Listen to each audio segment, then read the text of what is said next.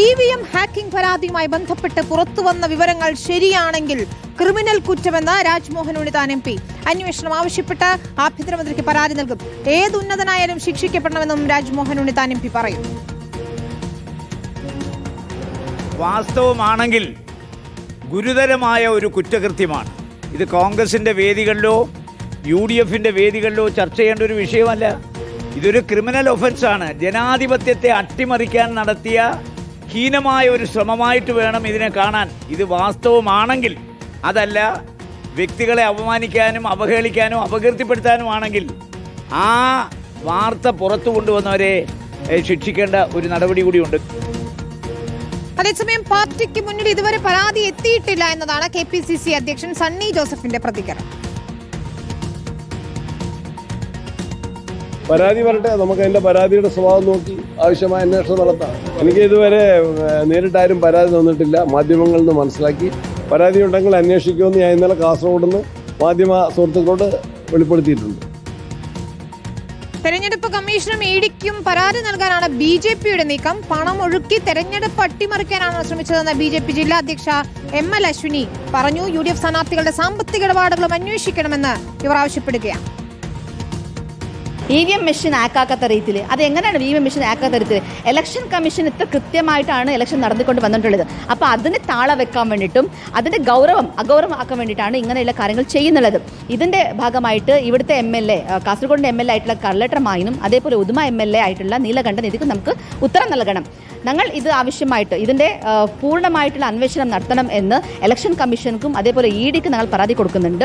അപ്പോൾ ഈ election contest ആക്കിയത് ജനാധിപത്യമായിട്ടാണോ അല്ലാണ്ട് പണാധിപത്യമാണോ? അപ്പോൾ അതൊരു സംശയമുണ്ട് നമുക്ക്. അപ്പോൾ ഈ ഒരു പണം നൽകിക്കൊണ്ട് ഇവിടെ വിജയിച്ചിട്ടുണ്ടാവും. അപ്പോൾ ഇവിടുത്തെ MLA, ഉദുമത്തിൻ്റെ MLA ഇതിൻ്റെ ഭാഗമായിട്ട് അവർക്ക് നാണം ഉണ്ടെങ്കിൽ രാജിവെക്കണം. അതാണ് BJPയുടെ നിലപാട്. അരുൺ പൂപ്പറമ്പയാണ് ചേരുന്നത്. അരുൺ, ഏതായാലും വലിയ വിവാദങ്ങൾ, വലിയ ചർച്ചകളിലേക്കൊക്കെ വഴിവെച്ചിരിക്കുകയാണ്. രാജ്മോഹൻ ഉണ്ണിത്താൻ പറഞ്ഞതുപോലെ ഇത്തരത്തിലൊരു സംഭവം ഉണ്ടെങ്കിൽ അത് ക്രിമിനൽ കുറ്റമാണ്. ആ രീതിയിൽ തന്നെ ഒരു അന്വേഷണം നടത്തണം. പാർട്ടി ഫോറത്തിൽ മാത്രം ചർച്ച ചെയ്യേണ്ടുന്ന കാര്യമല്ല, അല്ലേ അരുൺ പൂപ്പറമ്പ?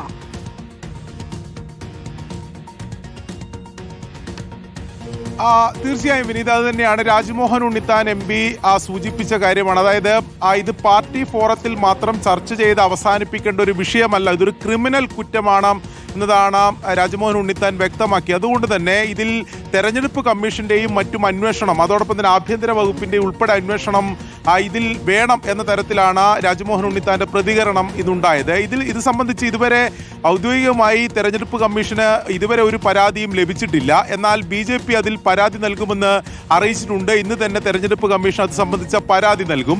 ഇതിൽ രണ്ട് വശങ്ങളുണ്ട്. ഇതിൽ EVM ഹാക്ക് ചെയ്ത് തങ്ങൾക്ക് അനുകൂലമായിട്ടുള്ള റിസൾട്ട് ഉണ്ടാക്കാം എന്ന് വാഗ്ദാനം ചെയ്ത് പണം തട്ടി, അതായത് കാസർഗോഡ് ഉദുമ മണ്ഡലങ്ങളിൽ നിന്നാണ് പണം കൈപ്പറ്റിയതെന്നാണ് UDFിന്റെ ജില്ലാ കമ്മിറ്റി തന്നെ കണ്ടെത്തിയത്. അത് തട്ടിപ്പിന്റെ ഒരു വശമാണ്. മറ്റൊന്ന്, അങ്ങനെ EVM ഹാക്കിങ്ങിന്റെ സാധ്യത മനസ്സിലാക്കി പണം നൽകിയിട്ടുണ്ടെങ്കിൽ അത് ക്രിമിനൽ കുറ്റമാണ്. ഈ നിലവിൽ അന്ന് പണം നൽകിയിട്ടുള്ള 2 സ്ഥാനാർത്ഥികളും ഇന്ന് MLAമാരാണ്. അത്തരത്തിൽ അത് തെളിയിക്കപ്പെട്ട് കഴിഞ്ഞാൽ സ്വാഭാവികമായും അതിൽ മറ്റൊരു തലത്തിലേക്കുള്ള അന്വേഷണം കൂടി വേണം എന്നതാണ് പൊതുവെ ഉയരുന്ന ആവശ്യം. എന്തായാലും ഇതിൽ BJP തെരഞ്ഞെടുപ്പ് കമ്മീഷൻ പരാതി നൽകും എന്ന് അറിയിച്ചിട്ടുണ്ട്. അതോടൊപ്പം തന്നെ ആഭ്യന്തരമന്ത്രിക്ക് രാജ്മോഹൻ ഉണ്ണിത്താനും പരാതി നൽകും എന്ന് അറിയിച്ചിട്ടുണ്ട്. ഇതിൽ സണ്ണി ജോസഫ്, KPCC പ്രസിഡന്റ്, ഇന്നലെ വ്യക്തമാക്കിയത് നേരിട്ട് പരാതി ലഭിച്ചിട്ടില്ല. പക്ഷേ മാധ്യമ വാർത്തയുടെ അടിസ്ഥാനത്തിൽ തന്നെ ഇതിൽ അന്വേഷണം KPCC നടത്തും. ഏതെങ്കിലും തരത്തിൽ ഇത് തെളിയിക്കപ്പെട്ട് കഴിഞ്ഞാൽ അത് ഗുരുതരമായിട്ടുള്ള കുറ്റകൃത്യമാണ് എന്ന്